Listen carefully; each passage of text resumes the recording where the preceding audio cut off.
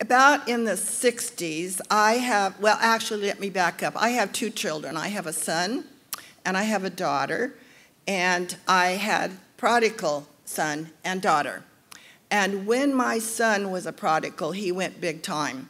He got married at a young age and went through all the counseling at the church, and he was doing really good, and they said he's ready, he's okay, he's grounded in the Word, and he has a good foundation, and so we'll go ahead and marry him. And he got married, and then he got involved in alcohol, and he got involved in drugs, and he became a drug dealer, and he was way off, ready to fall off.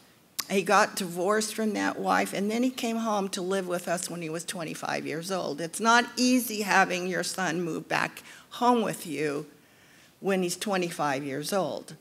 So here he came into the house. He had one side of his head was shaved. The other side was long past his shoulders, and it was dyed green.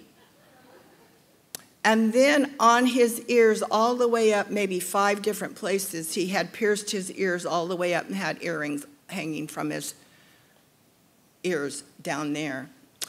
And I prayed diligently, as every mom does, Lord, bring this prodigal back to you, because he would be so angry towards the Lord, not wanting to have anything to do with the Lord, that we would say grace at the table before every meal, and he would be so angry that his hands would go into fists like this, so that when he opened them, you could see the prints on his hands.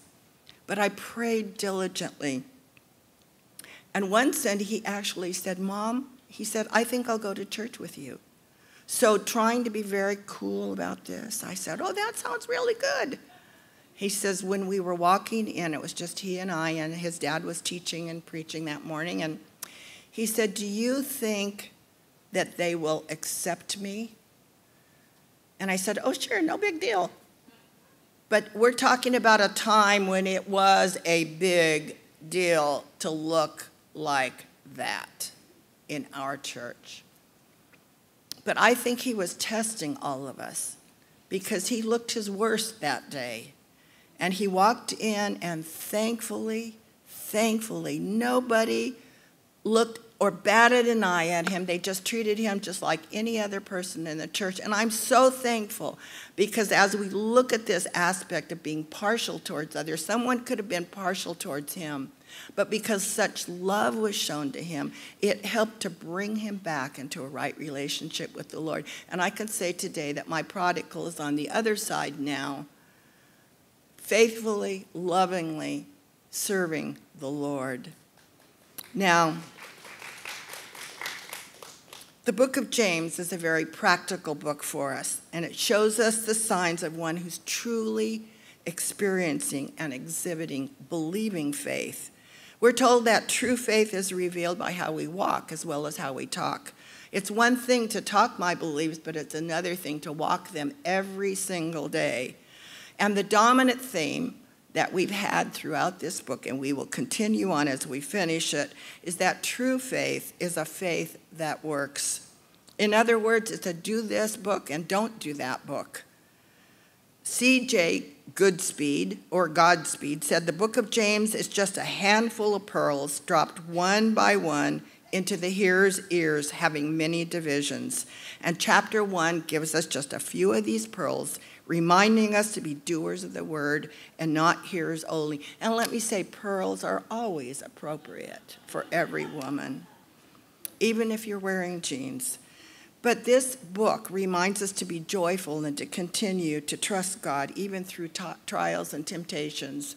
So many of you are going through trials and temptations. All we have to do is click on Facebook, and we see our Simply Needed column or the prayer area for Reliance Church, and our hearts break daily with the needs and the hurts and the wounds that people are experiencing. But as we go, and that first chapter, lastly, we were reminded to keep ourselves unspoiled or unspotted from the world. We did not deal with that specifically very strongly last week. But I want to say that as Christian women, our walk should match our talk, and we should keep ourselves unspotted from the world. Several years ago, I was invited to a friend's wedding, As I walked into the vestibule, I heard her voice calling me from the side room, the bride's room. And she said, come in here with me. And she had some other girls in there, and she was looking beautiful, as every bride does. I've never seen an ugly bride. And she had this beautiful, beautiful gown on. But while she was in there, she had a bottle of nail polish, and she pulled that out, and she was doing some touch-up on her nails. And she dropped the nail brush, and it bounced all the way down the front of her beautiful white gown. There was no way at that point to get that gown cleansed. So we all got straight pins, and we made an inverted pleat on the front of her beautiful bride's dress. Now, I don't know if she ever got that nail polish out. But sometimes, ladies, we brush up against the world, and we get the filth from the world, and we need to be careful to keep our garments spotless and clean, to avoid these things that are spots on our garments of righteousness. Now, as we look at chapter 2, let's read this together. Just a few verses. It says, my brethren, or my sisters, do not hold the faith of our Lord Jesus Christ, the Lord of glory, with partiality. For there should come into your assembly a man or a woman with gold rings and fine apparel, and there should also come in a man or a poor man or a poor woman in filthy clothes, and you pay attention to the one wearing these clothes and say to her, you sit here in a good place, or say to the poor man, you stand there, or sit at my footstool. Haven't you shown partiality among yourselves and become judges with evil thoughts? And then he goes on to say that this ought not to be. In 1739, the Church of England had become so prejudiced and inhospitable to the common man that John Wesley was compelled to go into the graveyards and the fields to preach the gospel, because there was no place for the dirty, coal-covered miners in the established churches. Isn't that a sad commentary on the church of that day?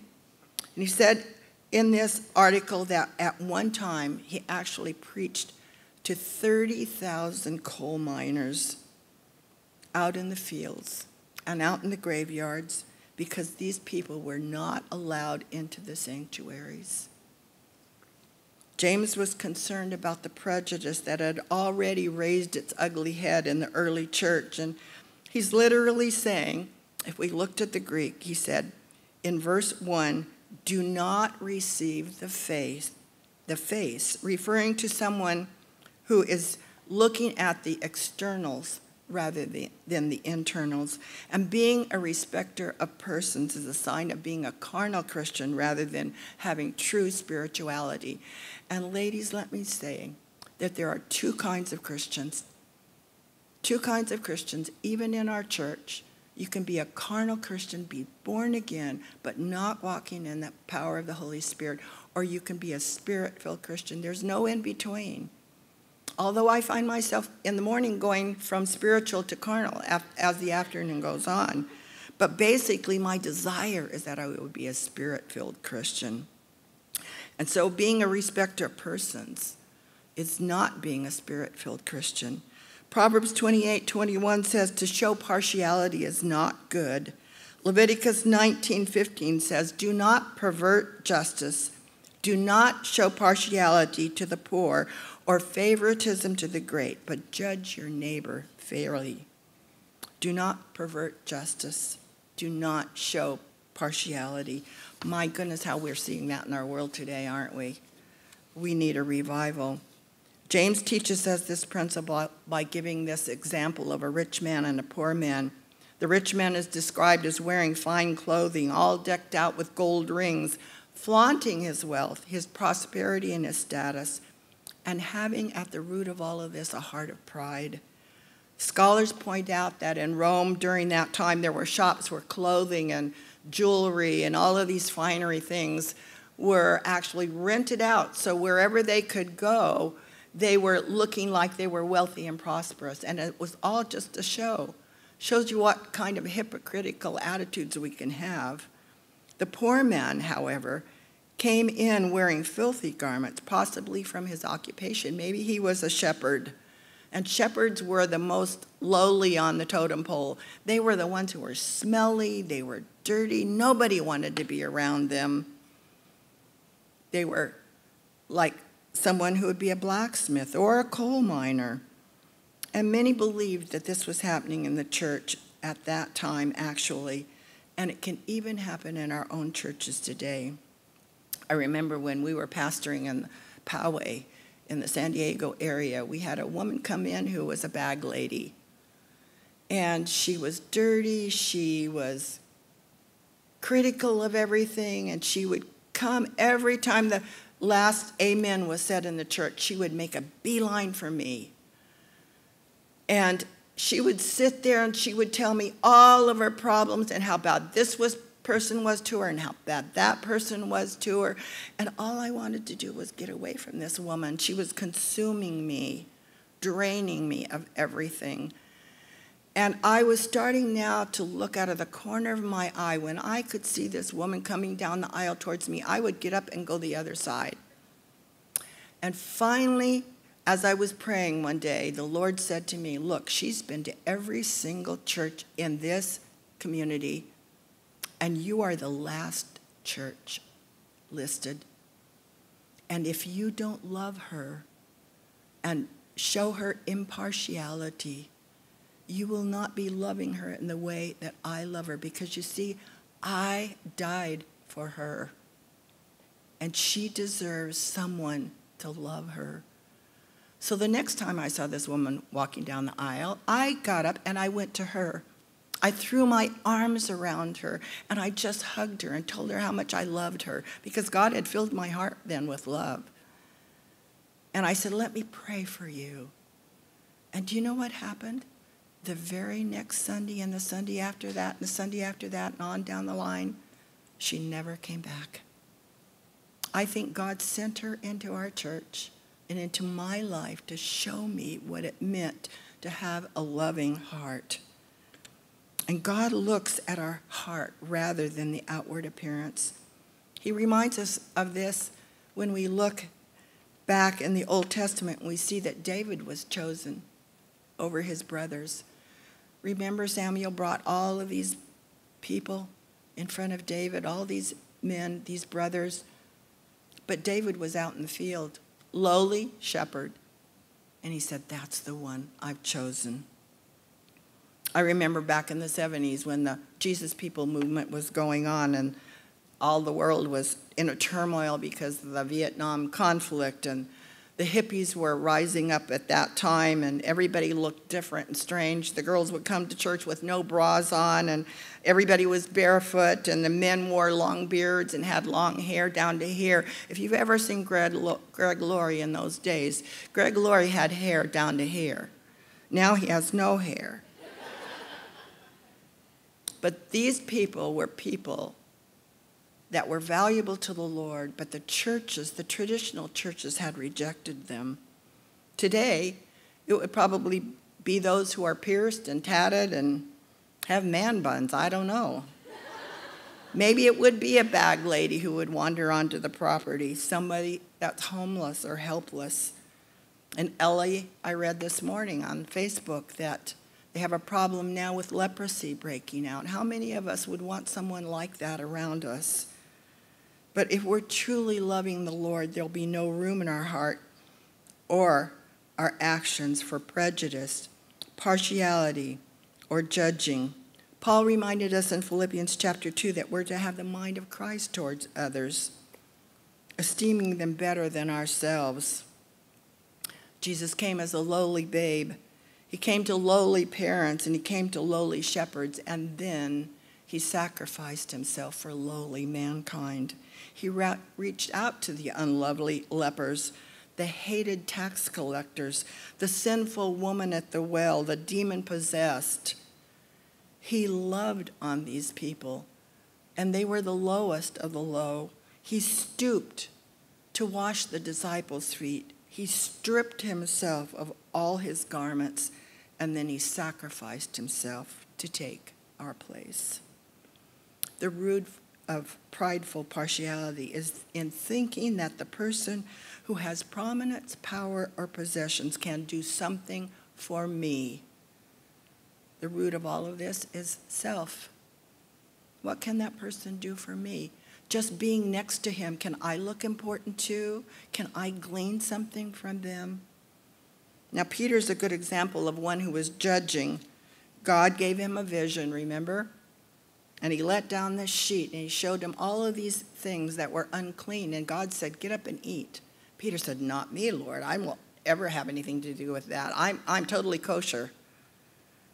But now, God said, get up and eat. And he was showing that now there was no barrier between Jew and Gentile, and there's no distinction between them.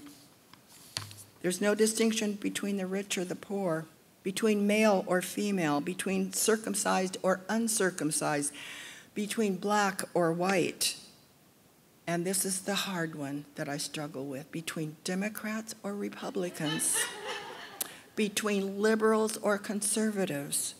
I have to pray about this continually, because my prayer is usually something like David's, Lord, break their teeth. I want to be loving because they deserve my love and the love of the Lord. If God so loved the world, are we not called to do the same? That means the world. To show partiality is to place ourselves in a greater position than God himself. That's pretty heavy, isn't it? Just think about that. Partiality is a sign of carnality, and it's the evidence of one who's weak in faith, immature in faith, and has an unmerciful heart. Partiality is based on superficial values. James is not saying that it's wrong to be wealthy or to have riches, but he's talking about those who are trusting in those rather than trusting in the Lord. And that's why he said the poor are rich in faith, because they have no resources to turn to, so they turn to the Lord. But listen, I know wealthy people who are very, very spirit-filled and are very generous with their wealth, but I also know poor people who are critical and angry and bitter. So it has nothing to do with that. It has to do with how we're treating one another continually. And the key to overcoming a judgmental attitude is found in verses 8 and 13 of this chapter. We are to fulfill the royal law of love and to let mercy rule. That's not always easy, because sometimes we think judgment is deserved and the consequences of someone's actions. But sometimes, most of the time, the Lord said, let us have a merciful heart and an understanding heart. I remember when my son was living at home during those prodigal years, and he would get paid on Friday. He managed to hold down a job, and he would get his paycheck, and then he would be gone for the weekend, and I would not hear one word. We did not know where he was. We didn't know if he was in a ditch with his head blown off. We didn't know if he was out in the street, if he was in jail, if he was in a hospital. It was the worst time of my life as a mother. And I can remember crying out to the Lord so many times, Lord, where is he? What's he doing? My daughter would call all the hospitals to see if her brother was there.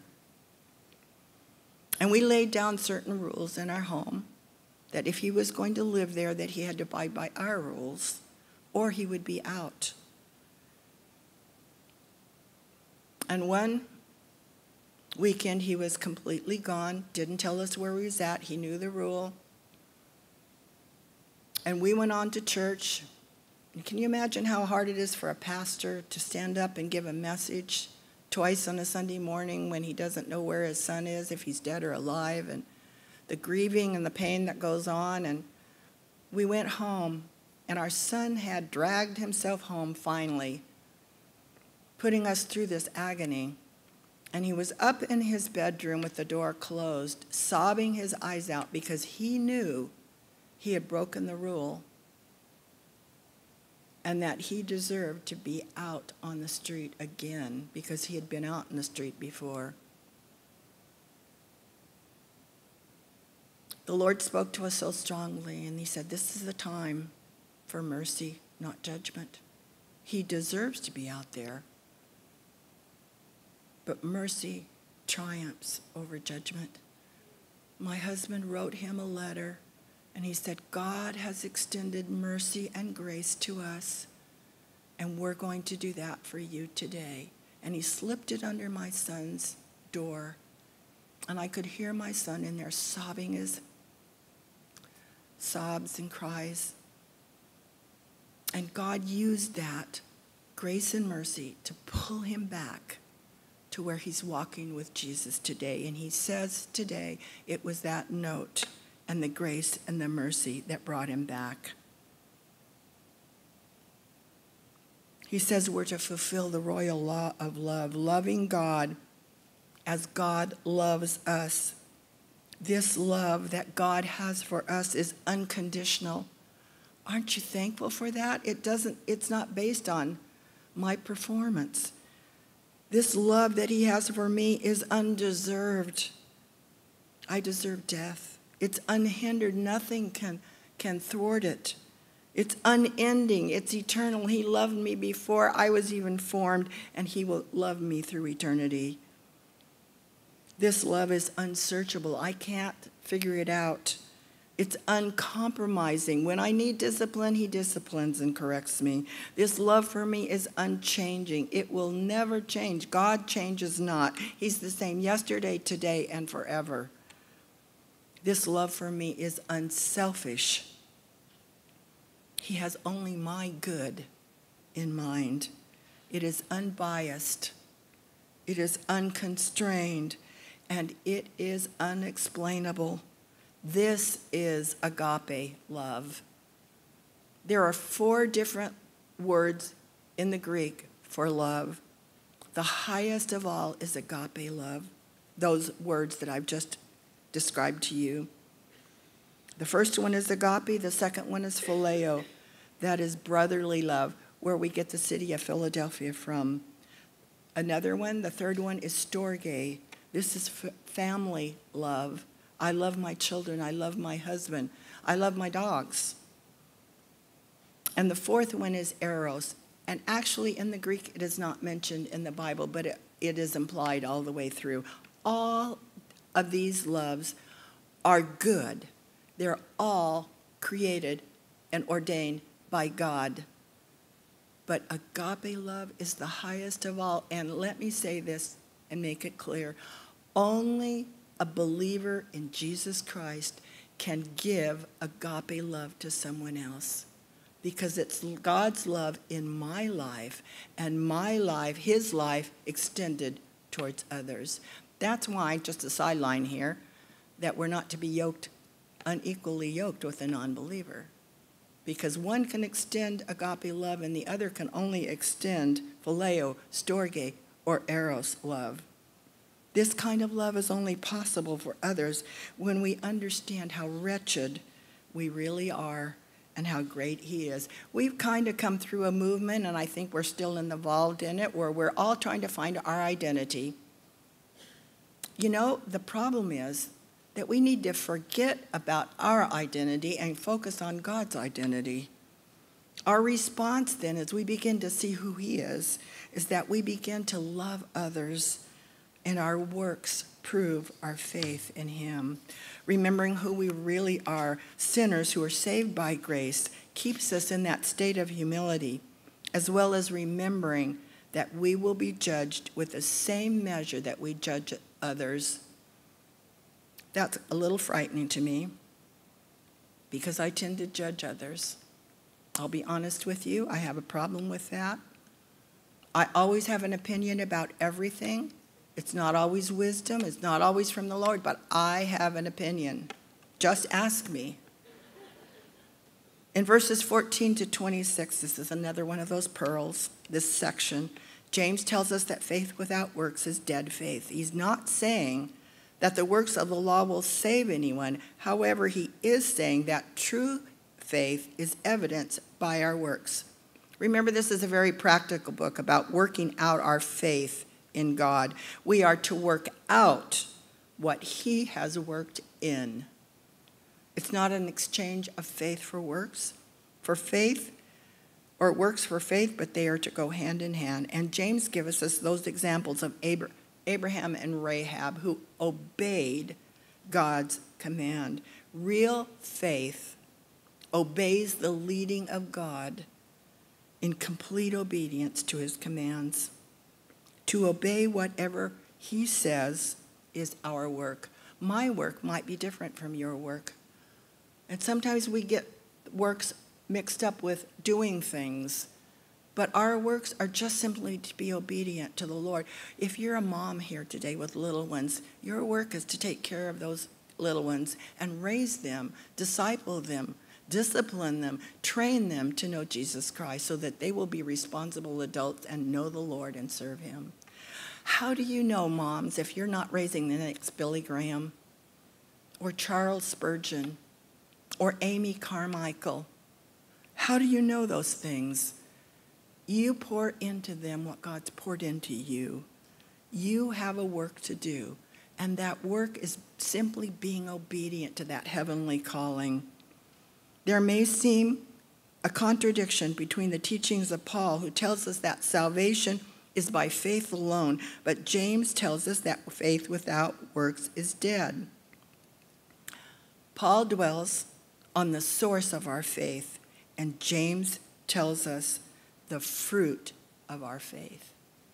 So one is the source of our faith, and the next one is the fruit of having that faith.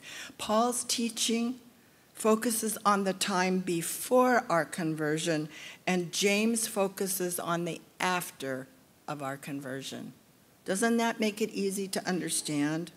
Kent Hughes, an author, points out that James' point here is that there is a belief which is not true faith, and he gives the example of demons who believe but not have saving faith. And he also points out that there's not a demon in the universe that's an atheist. But even though they believe God is the Son of the living God, their belief is not founded in saving faith. John tells us in 6:29, the work of God is this, to believe in the one he has sent. The unregenerate heart puts works first. My keeping the law, my baptism, my church membership. All of these things will win our salvation. Jesus said, the first work is to believe, to put our trust in him.